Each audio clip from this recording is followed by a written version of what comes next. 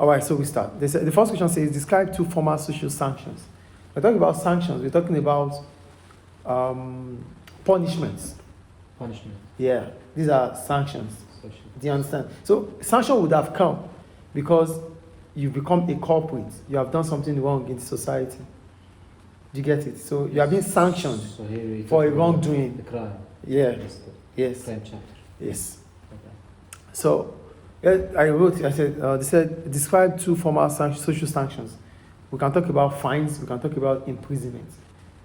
Also what called when kill someone with the Death penalty. yes.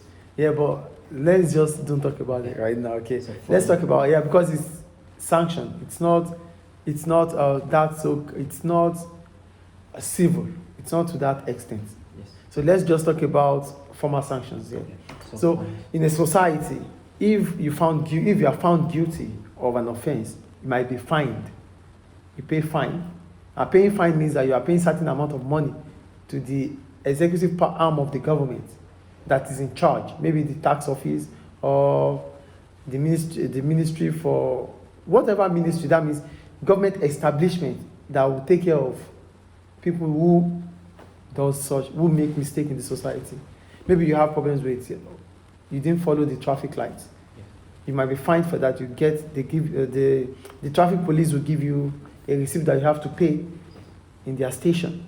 That is fine. You get fined there. Yes, I know. And for imprisonment, that means a culprit will have to serve a jail term. Jail. A jail, yeah. He has to serve a jail term. That is imprisonment. That's another formal sanction. Okay. So we talk about fines and imprisonment, but you have to explain. Okay. I will say fine and imprisonment. Yeah, but I have to explain what, it. What I have to explain about it? Yeah. I mean, like fine that when you do something illegal. So Where the offender has to pay certain amount of money to the arm of the government, the offender or the culprit. Offender. Offender, who's the offender? Someone who offend, Mm-hmm. who has done something wrong in the society that he or she has to pay for. Okay. He or she has been penalized, then he has to pay for it. Good. So that is fine. But for imprisonment, the offender has to, serve a jail term. You mean jail? Jail term. Term. That's imprisonment. Has to go to prison. When the capital has. Culprit has to serve a jail term. Okay. Has to go to prison. Okay. Is it clear? Now the second question says, explain two limitations. No, explain two ways the values of sociologists may influence the research process. What they are saying is that the kind of, sociologists, they do research too.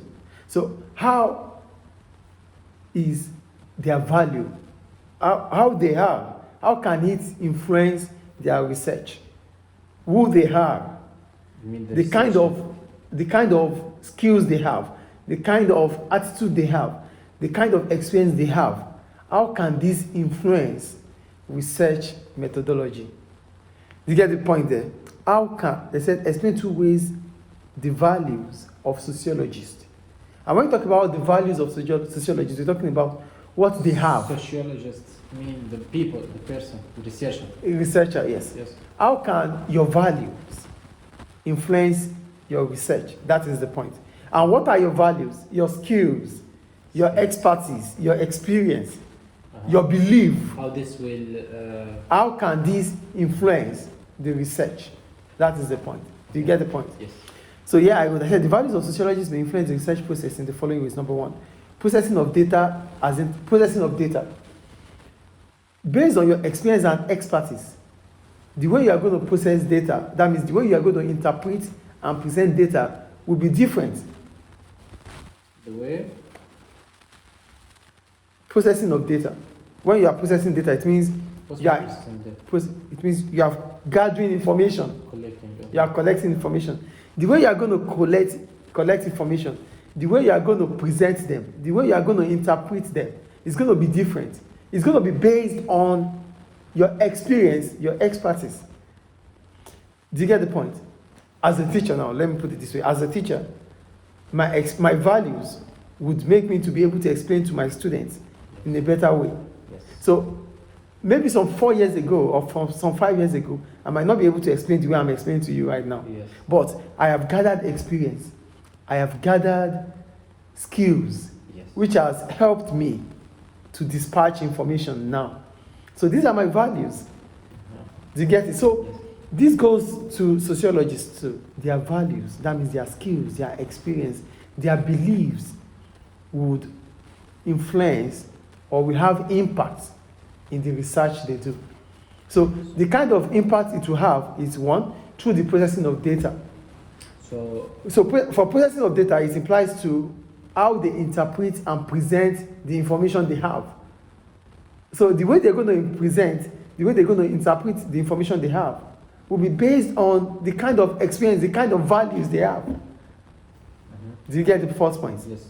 So first point, can I? The values, okay, processing of data as the interpretation and presentation of data So may be processing of influenced data, you by said- the beliefs of the researcher. Processing of data, Is collect. interpretation and presentation.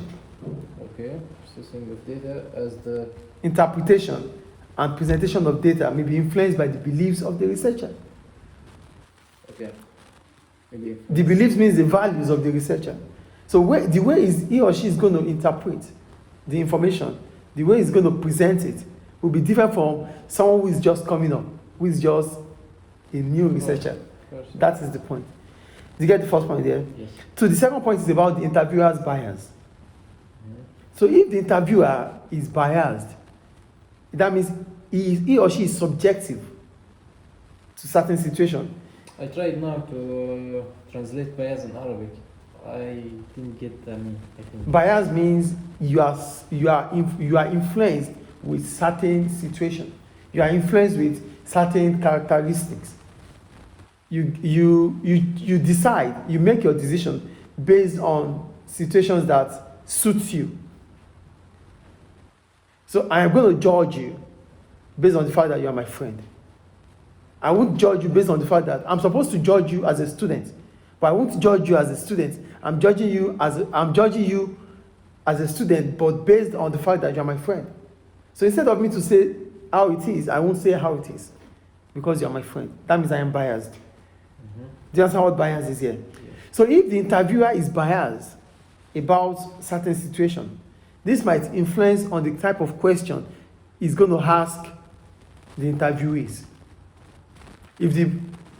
For example, I want to research on certain group of people, but based on the kind of class I am, let's say I'm from a social class. I'm from the upper class.